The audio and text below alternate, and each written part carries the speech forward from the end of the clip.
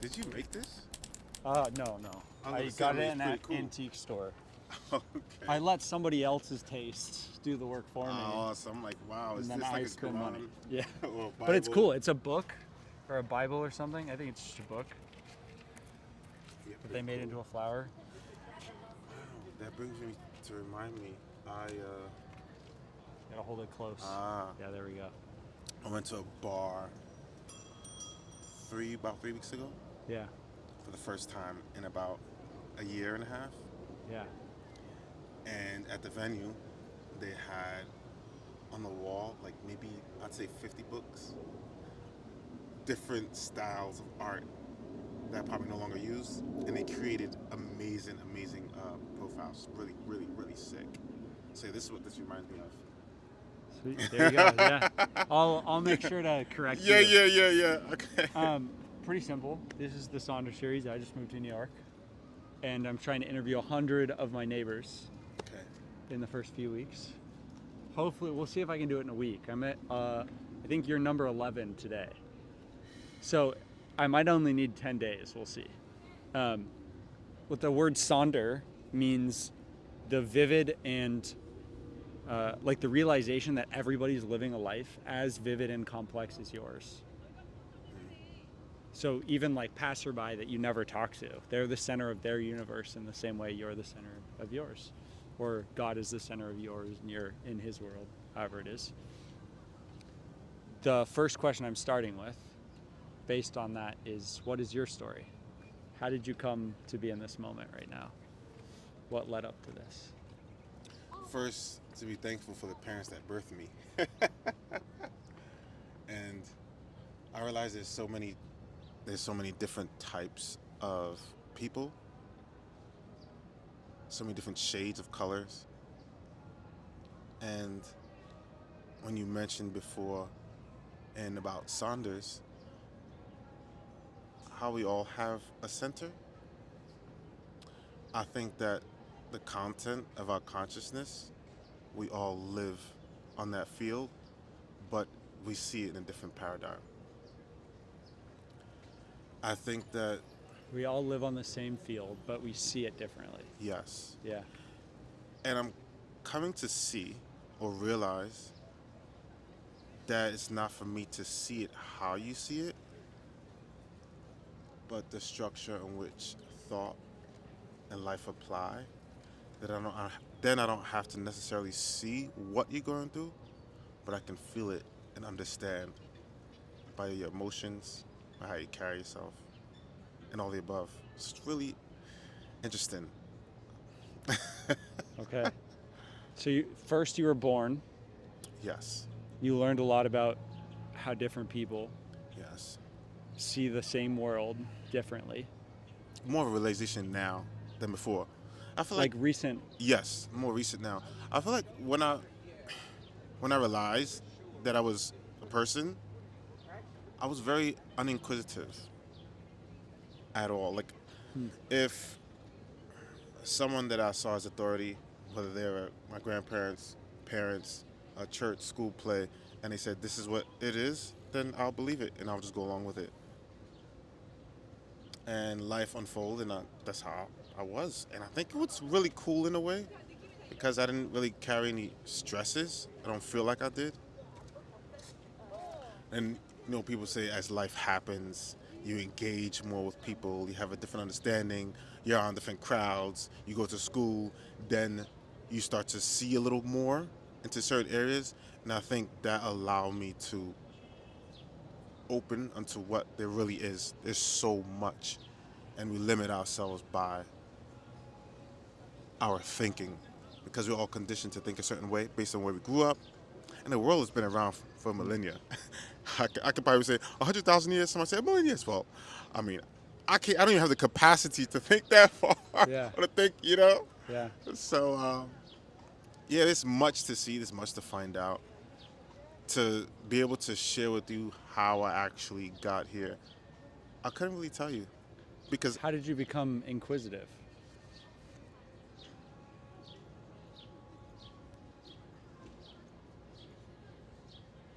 then I realized when, in order to live in society, it involves being close with people or closer than you ever have been. You're saying emotionally? Yes. And I noticed that in those periods and those times, my eyes started to open, but they can only continually open and never fully open, is what I feel. And then it's like, man, I feel like you can really enjoy a day alone and at the same time enjoy the day with people around you because you realize that we're all the same. And it goes back to what you were saying earlier. I mean, where is this center? Is it here? Is it here? Is it here? I think something so powerful doesn't even deserve a word because a word can't define it. Yeah, it would be You know? limiting. Yes, very, very. And I think thought is limiting, even though we've created so many amazing things. I love that nature has created things more amazing than we'll ever be able to build.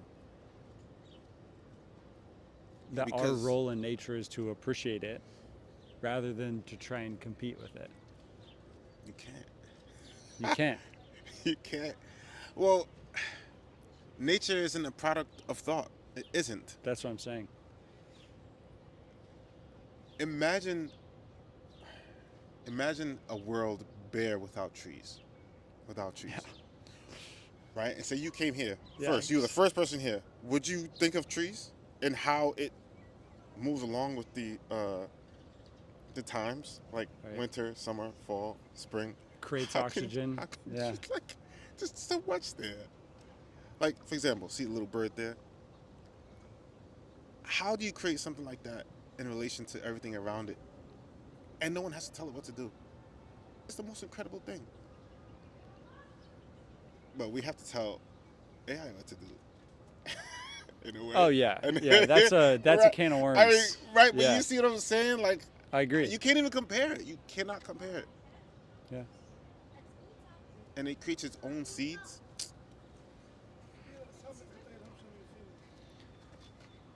I enjoyed, I enjoy sitting. I really do, and not trying to quiet the thoughts. I think it makes everything more difficult, more complex. 2 more questions. I want them just like your gut instinct, the first things you think of. The first one is, what's the most meaningful problem in the world to you? What comes to mind first? Working together. But the reason why it's a problem is because we think our thoughts are more important than everyone else's thoughts. But all of our thoughts are more important to us. That's why a little Sonder is good. Realizing that you're not the center of everyone's universe allows you to consider what their universe is, what their perspective on the field that we are playing on is. And by doing that, you can weave your life and theirs together. You know, it's even seeing how beautiful everyone is. For example, if you see a person standing in front of you, could you ask yourself, how is that person actually standing? How did that come about? Does a person know how to stand? If you ask them, they will only know that they get up and they stand up. And of course, you go as far as your physiological structure or your body and makeup, but they don't actually know how they stood up. That alone is so powerful. As I said, how can we comprehend that? So yes, the first thing is that's the biggest problem because working together isn't really working together because it results in wars. We have been accustomed to the wars and the fighting and the bickering, and that's what we do, but we don't stop it. I think it's horrible. So how can we work together? I think we take away the how and see that I'm your mirror, you're my mirror. That's it. If you mention something to me that my feelings may not like, it may not necessarily concern me, but it does so much. So why take it on? Understand the structure of it, and it might just make your day. Like, how? Yes. I think So it's, there's a lot to be said for working together. sometimes I'm at work. Like big things don't happen alone. No. Sometimes I'm at work now, and the conversations that happen, when I jump into it, I realize that there's no substance there for me. And I'm realizing it more and more. Is that working together when, how come this person is, how come? What do you mean, how? It is, if you actually see it, there's no how. I wouldn't say that you are this or this. And given any circumstance, it's possible that you might do either. So why I say that there's a certain thing. Instead of being angry, just be curious. And inquisitive. It's so beautiful. And not give someone a label. Yeah. Last question for you. Who's the most impressive person that you've ever met? Jesus. Bless you. You're good. Bless you. Blessings. That's a hard question. Because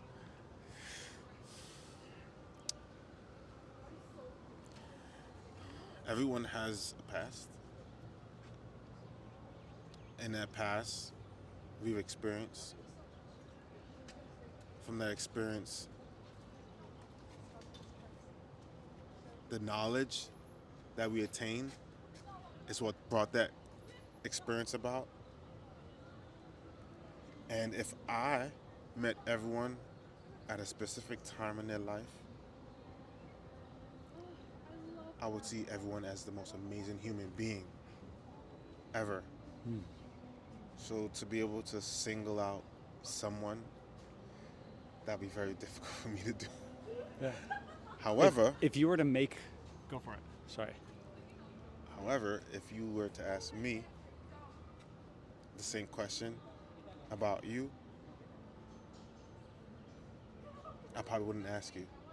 I'll say you are the most amazing human being right now, right here. Because significance is only assigned at the moment. So to go outside of this moment,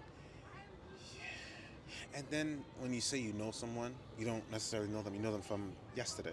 You don't know them from now. yeah. So leave the field open. This reminds me a lot of Viktor Frankl, who wrote Man's Search for Meaning.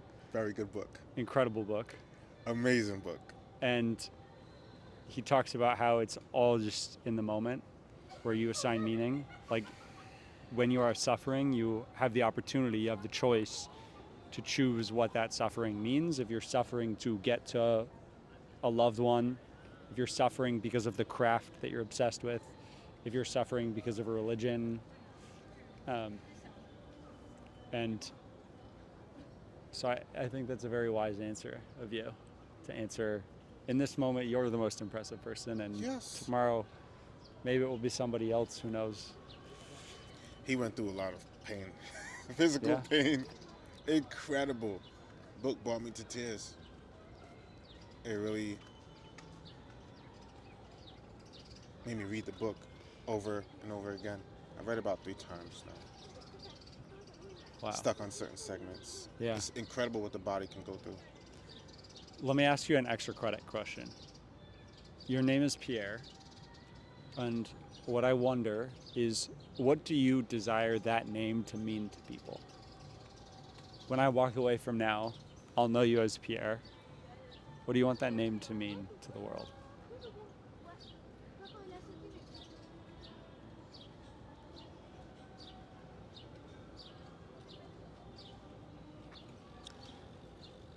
That I looked into what love isn't. I think that different words have changed in different eras and different times to be conducive for maybe world leaders or your surrounding or where you grew up. And I think a lot of meaning of words have certain aspects that have been accumulated, and it has made our surroundings and our world more corrupt. Recently, I've been looking into the word love, and I realize I don't really know what love is, because love is not attention, love is not addiction, love is none of those things. Love is not envy, none. So if anyone wants to hear my name or see something about what I'm doing, would be that I don't see labels. I can't necessarily see into somebody, but it doesn't determine if they're good or bad, because I don't think it's about good or bad. Nothing is hard, nothing is easy. It's all decided by you. Maybe it won't be a decision if if it's choiceless. Oh, how is anything choiceless? Yeah, it's Things that you don't control will happen, yeah. but you have the choice of reacting, of assigning the meaning. You have a choice of deciding your reaction to it. Yeah. So, sure, like, somebody might walk in front of the camera, but I get to choose what that means and my reaction to it. I did experience that too. Like I could assign it that they're a meaning that they're disrespecting me, or I could assign it like they're probably having a great day and enjoying their life and didn't see the detail. That's okay. And you know what? That individual could have just suffered a death. Yeah. Could have just lost an animal that they cared for. It could be anything, or it could be the opposite. But what does it actually do to you? Yeah. Be thankful that you can see and experience. I think you can work backwards from who you want to be to people to then decide, well, how would that person react to something, and what meaning would that person assign to what happened? There are plenty. I'll tell you a quick story. This woman got on the train and was on her way to work. And there were two kids and a father sitting down. And two kids were acting rowdy, out of sorts. And she was getting upset after every stop. So eventually she said to the father, "Hey, why can't you do something about your kids?" And he turns to her and says, "I'm not sure what to tell them because they just lost their mom." And then it broke her. So to understand that there's so many things that a human goes through, and I don't think it's for us to say that this person is doing that. I know they are. Yeah. How do you actually know? Prime example. Yeah. Yeah. The end. Blessings, Thanks sir. for ending it that way. Yes, James. Nice to meet you. Yes, and I'm working on this. This is pretty you're cool, doing great. actually. Okay. These mics are pretty good, Awesome. but I was just looking it's a into- good habit. It's good practice for when you're really famous and everyone's asking you questions. Yeah. That you hold it up, because